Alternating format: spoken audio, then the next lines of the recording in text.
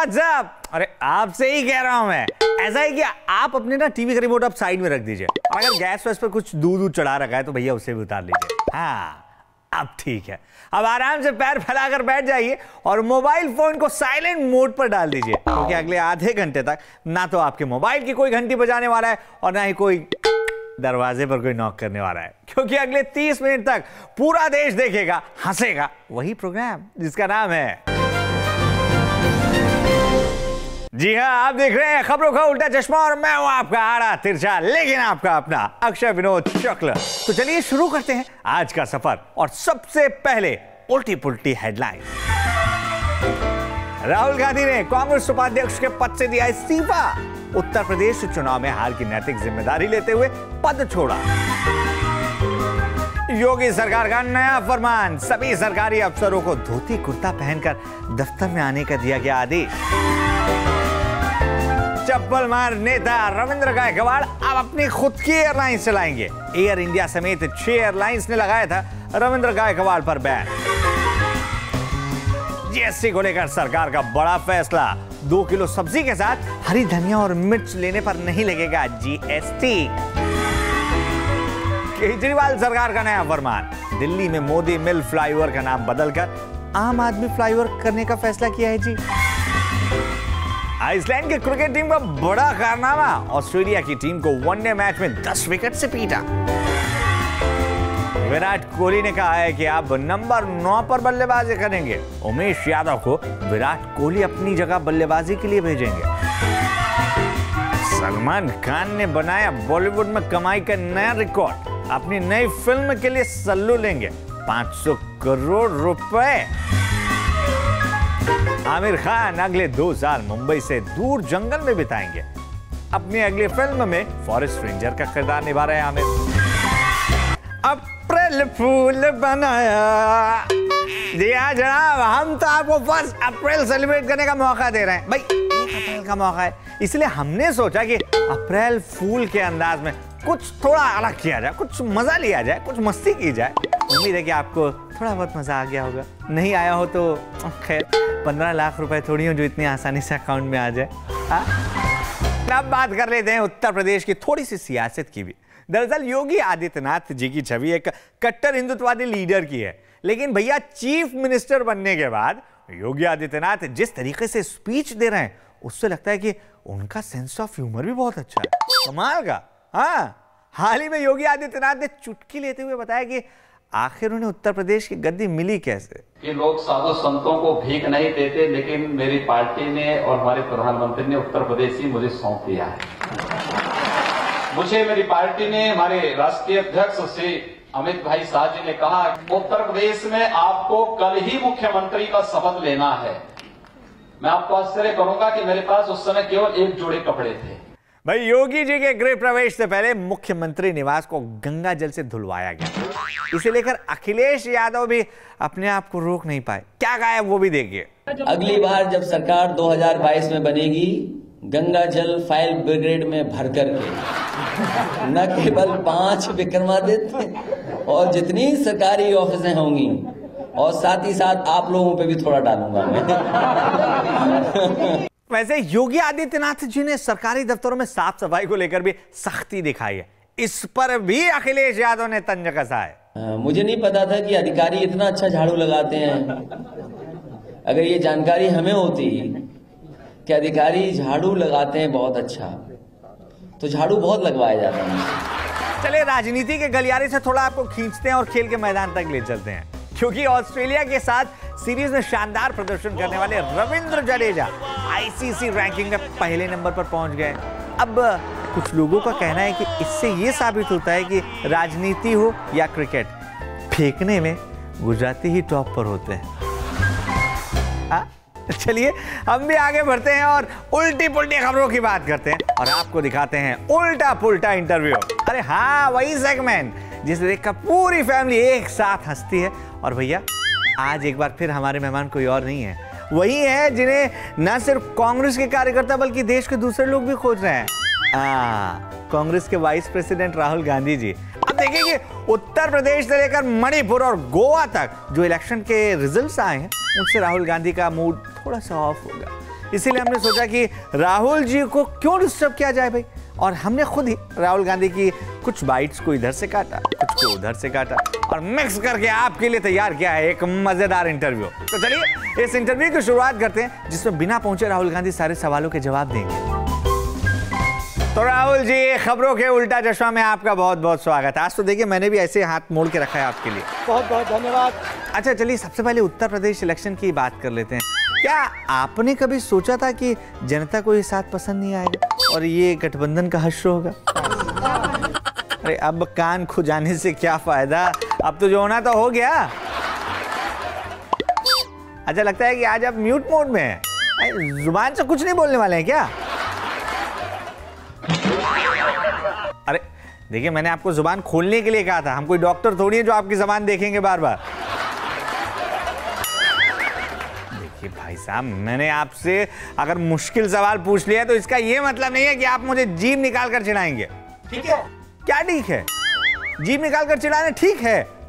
ये हमने कुछ गलत तो नहीं बोला ना?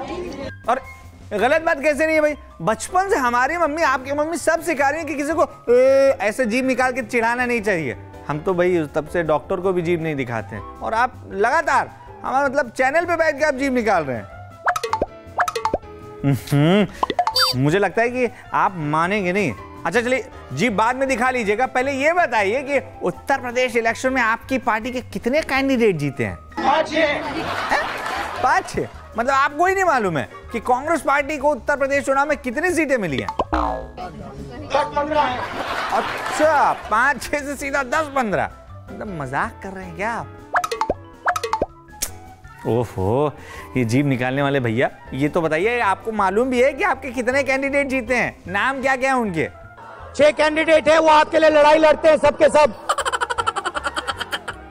सब नाम लड़ाई लड़ते हैं। कहाँ है उनके नाम? वो सब आप जाने दीजिए, आप ये बताइए कि उत्तर प्रदेश इलेक्शन में आप हार गए, अब आगे का आपका क्या प्लान है? को भी मतलब मुआवजा मिलना चाहिए।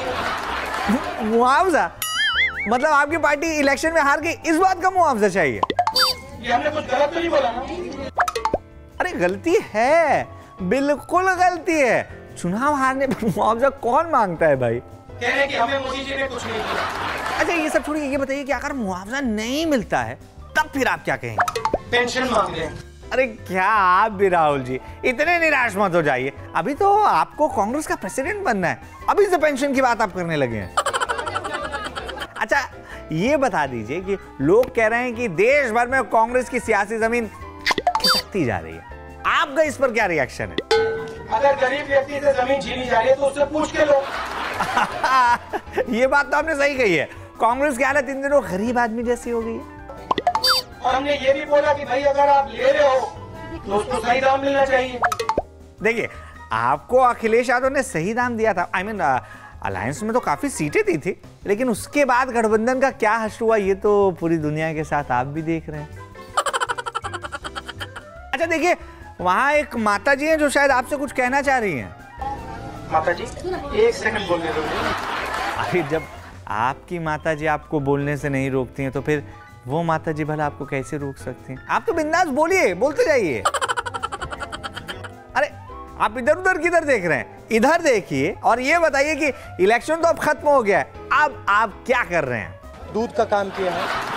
क्या कहा आपने? दूध का काम किया है। गजब, मतलब आपने भी डेयरी खोल ली है और हमें बताया तक नहीं ना, हम भी आ जाते लस्सी वस्सी पीने भाई। इसमें कोई गलती तो नहीं है ना? नहीं इसमें कोई गलती नहीं है, वैसे भी कांग्रेस काफी कमजोर हो रही है ना, तो ये सब तो चलता है। ठीक है। अच्छा दूध के कारोबार के अलावा आप और क्या क्या कर रहे हैं? फूड पार्क की बात की है। एक और सवाल है, अब आपके सामने गुजरात का इलेक्शन है, गुजरात इलेक्शन से आपको क्या उम्मीद है ये भी बता दीजिए। कुछ नहीं मिला। कुछ नहीं मिला, कुछ नहीं मिलेगा। मतलब आप पहले से ही मान चुके कि आपको कुछ नहीं मिलेगा? अरे ऐसा नहीं है भाई, थोड़ा सा फाइट कीजिए, हो सकता है कि भाई आपकी सरकार बन जाए वहां पर। अच्छा आखिरी सवाल पूछ रहे हैं, आप जीभ मत निकालिएगा। देखिए ऐसा है कि कांग्रेस पार्टी बहुत बुरे दौर से गुजर रही है, माना मोदी कांग्रेस मुक्त भारत की बात कर, ये भी माना, लेकिन आपको क्या लगता है कि कांग्रेस के अच्छे दिन कब आने वाले हैं? चाहे उसमें कुछ हो ना हो।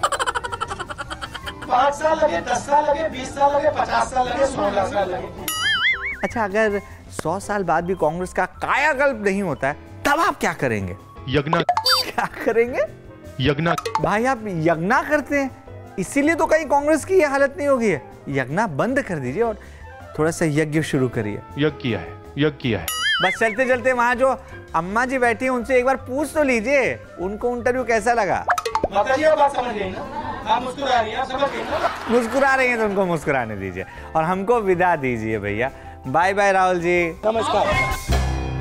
तो जनाब हमें पूरी उम्मीद है कि आपको भी इस इंटरव्यू को देखकर वैसे ही मजा आया होगा जैसे राहुल जी के सामने बैठी अम्मा को आया था। हाँ, यानी मुस्कुराने का पूरा मौका मिला होगा। तो भाई खबरों के उल्टा चश्मा में इसी तरीके से मुस्कुराते हुए हम थोड़ा सा आगे बढ़ते हैं और बात करते हैं राहुल गांधी से ही जुड़ी एक और खबर की जो मध्य प्रदेश के होशंगाबाद से आई है। दरअसल इंजीनियरिंग कॉलेज के एक छात्र ने कहा है कि भैया राहुल गांधी अपने नेतृत्व में 27 चुनाव हार चुके हैं और यही वजह है कि उनका नाम Guinness book of world records में दर्ज कराया जाना चाहिए। वैसे मुझे तो लगता है कि अब तो बड़े बड़े पॉलिटिकल साइंटिस्ट भी इस बात पर रिसर्च करने वाले हैं कि आखिर चुनाव हारने में राहुल गांधी जी की एक्सपर्टाइज का सीक्रेट क्या है। राहुल गांधी इतनी सफाई से, इतनी कुशलता से एक के बाद एक चुनाव आखिर हार कैसे लेते हैं। लेकिन कुछ भी कहो, बंदे में इस बात को लेकर घमंड जरा भी नहीं है। और हम बात करने वाले हैं उत्तर प्रदेश की। दरअसल उत्तर प्रदेश में योगी सरकार ने जब से सत्ता संभाली है तब से वहां ऐसी ऐसी खबरें आ रही हैं कि हमारे प्रोग्राम में भी अब उत्तर प्रदेश का कोटा थोड़ा बढ़ाना पड़ा है। हमने पिछले एपिसोड में इस बात पर चर्चा की थी कि भैया योगी सरकार ने अवैध बूचड़खानों के खिलाफ एक्शन लेने का जो फैसला लिया उसके चलते चिकन मटन की बहुत सी दुकानें बंद हो गई हैं। अब दुकानें भले बंद हो गई हो लेकिन सोशल मीडिया पर मस्ती की बहुत सारी दुकानें खुल गई हैं। एक मैसेज में कहा गया है कि बिहार में दारू बंद है और उत्तर प्रदेश में मटन बंद। अब बेहतर होगा कि इन दोनों राज्यों को मिला दिया जाए और नाम रख दिया जाए शुद्ध शाकाहारी वैष्णव भोजनालय। और इसी इश्यू पर हाथ से कवि अतुल ज्वाला ने भी एक मजेदार चुटकी ली है। बंद हो गया था मांस, बकरे मिलकर करने लगे लुंगी डांस, लुंगी डांस। टुंडे कबाब खाने को कई लोगों की जुबान लपलपा रही थी और इस योजना की सबसे ज्यादा खुशी तो बकरे की अम्मा मना रही थी। बकरी बोली थी बकरे से, कुछ लोग कह रहे हैं इस पाबंदी ने अर्थव्यवस्था को मोड़ दिया, यानी डार्लिंग इन्होंने हमको रुपये और डॉलर से जोड़ दिया। रोज चिकन खाने वाले भी घर पर पालक और मेथी खिला रहे थे और जिन्होंने कभी चिकन का सूप तक नहीं देखा वो विवाद की खिचड़ी में करची हिला रहे थे। अवैध बूचड़ खानों पर जब चला योगी का डंडा, अच्छे अच्छे चटोरों का जोश पड़ गया था ठंडा। खैर चलते चलते हम आपको कुछ और मजेदार इंटरेस्टिंग वीडियोस दिखाते हैं। आप भी देखिए इस मासूम को। इसकी मम्मी ने किसी बात से नाराज होकर इसकी पिटाई कर दी थी, लेकिन इसे लेकर इतना पुरजोर विरोध इस मासूम ने दर्ज कराया कि अम्मा को बैकफुट पर आना पड़ा है। किया था मैंने, थप्पड़ नहीं मारा था। मारा था ऐसे हाथ किया था ना तो वो मुंह पे लग गया था, तो वो ऐसे लगा था जैसे थप्पड़ होता है, वो थप्पड़ नहीं था। थप्पड़ था। दोस्ती हो, दोस्ती करोगे भी नहीं। बताओगे कि मुझे मम्मा ने मारा था, किसको बताओगे? बाबा को। बाबा क्या करेंगे मुझे? आपको मारेंगे। कहाँ मारेंगे? यहाँ पे मारेंगे। फिर मैं रोऊंगी तो मुझे कौन बचाएगा? भाई साहब जिस हिसाब से बच्चा विरोध कर रहा है मुझे लग रहा है बड़ा और केजरीवाल ना बन जाए। वैसे दूसरा वीडियो भी एक नन्हे उस्ताद का ही है। अब ये जनाब मुश्किल से 1-1.5 साल के होंगे, आप भी देख रहे हैं, और ये क्या खा रहे हैं और कैसे खा रहे हैं ये आप खुद देखिए। थप्पड़ खाओ, चलो थप्पड़ खाओ।